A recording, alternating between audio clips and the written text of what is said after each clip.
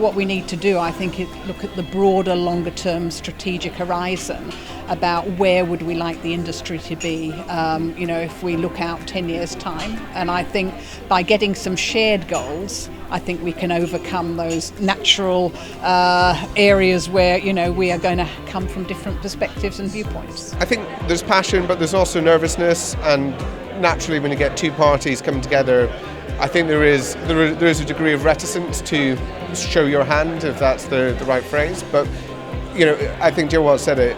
It's not when is it going to happen. It has to happen. So there's got to be a way to overcome those dynamics. In this audience today, we have consultants, we've got PMIs, we've got hospital groups, we've got people who are actually providing equipment, we've got people who are providing technology, and the best thing for this industry is for all of us to get together and talk. Well, certainly from our point of view, this has been the year when people have really got engaged in a serious way with our agenda of trying to bring the data together to give information to patients. It's been talked about a great deal for the last 4 years, but over the last 12 months we've really seen people engage with the process and make a serious effort to get their information ready.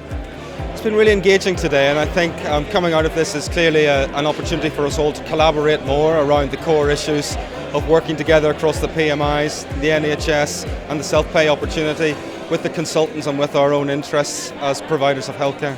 We made some useful contacts and also got some good ideas for areas that we can go and do some research into, so I'm looking forward to getting on with that. I think it's a great place to interconnect with the rest of the private healthcare industry.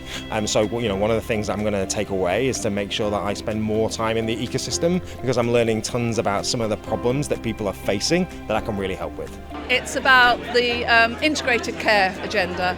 And knowing that people's needs are not just about a surgical intervention, but they need a more holistic approach to improving their care. And it may be that surgery isn't the right thing, but they do still need support to make the right decisions.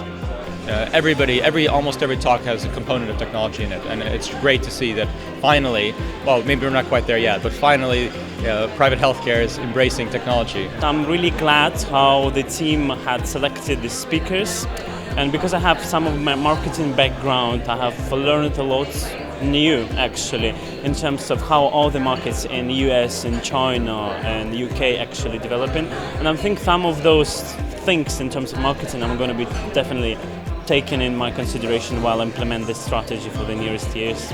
It's pretty obvious that there's some developments in the private healthcare sector, and that private providers really have to think about how they can cope with the future in terms of patient choice and providing better alternatives to the NHS. And I think that's pretty obvious that people are having their heads around that. We're doing a lot of work internationally, so although there are difficulties with the private healthcare growth and system in the UK, the opportunities in other countries are huge. I've spent quite a lot of time in China, so what I hope to take away today, and am doing, is making connections with people who can join with us around the UK brand of healthcare and selling that internationally. It's been an extremely successful event. I think there's been an awful lot of cross-pollination. I think there's a really good mix of people and mix of professions and backgrounds, which I think can only be good for the industry. I think each person will have come expecting something and gone away with something very different. I came hoping to understand how healthcare in this country has changed, because I've just come back from the US. And instead I've learned a whole ton of stuff about technology.